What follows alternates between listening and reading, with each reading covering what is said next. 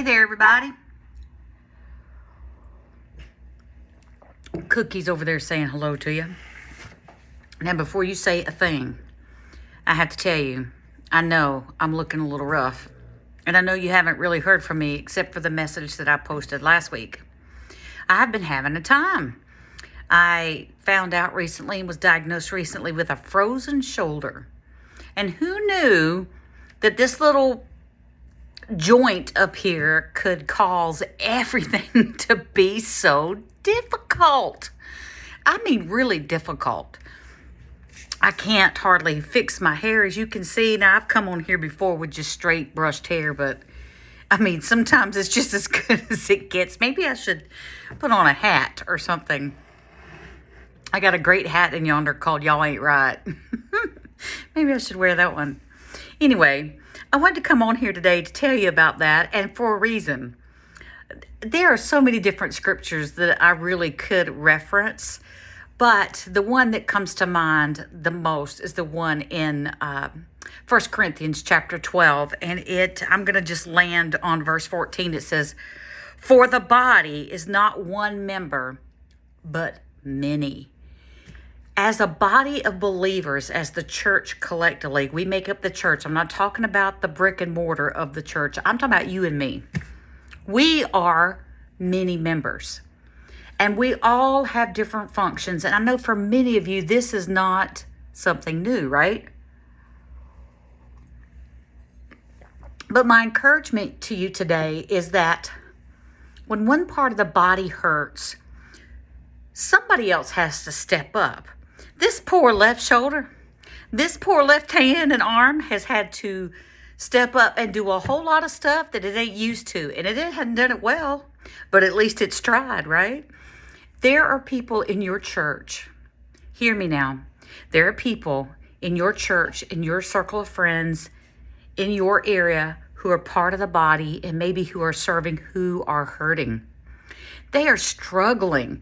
Things that they used to do well maybe are really painful, or maybe they're really struggling to accomplish them because there's so much else on their plate, or because of a diagnosis or some other storm that might be blowing through their life. And you may have been asked to step up, and you were like, "Nuh-uh, no way, Jose, that is not my gift, that is not my talent, I can't serve there." Yes, you can. And let me encourage you, please do it. Do it. It may not be perfect. It may not be 100%, but do it. If you're asked to serve, if you have capacity to step up and fill in, even for a short season, please do it. It'll give that other part of the body time to maybe work through whatever it is that's going on in their life, to give them a break, to focus in on healing, or to focus on their family. And they will know that that job or that other function is being taken care of. And that is so important. It's so valuable. I can't say enough about that. There are so many people out there who want a break. In so many churches, it's so many ministries. 20% of the people do 80% of the work.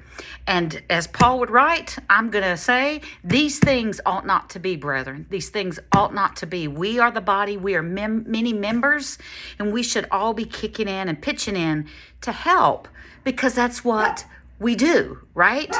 This arm over here can't say, "I ain't doing it. I'm just going to hang out down here. I'm going to do my own thing." No, I need it to pat my hair down. I need it to try to compensate for the things that I cannot do with my right hand yet. It's better, right? It's getting better.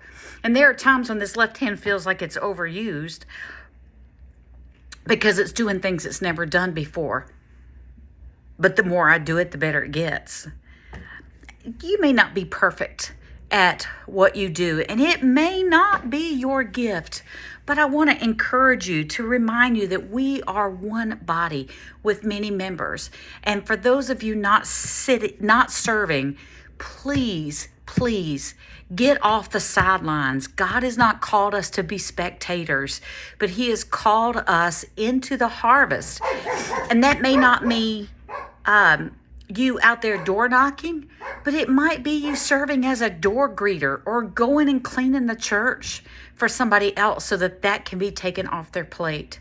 So I've said all that to say, get out there, serve where you can, fill in. And if somebody in your body, your local body is hurting and you know they need a break, and maybe somebody or your pastor has asked you if you would pitch in with teaching or serving in the nursery, or whatever it may be, even if you're feeling insecure about it, please let me encourage you to do it.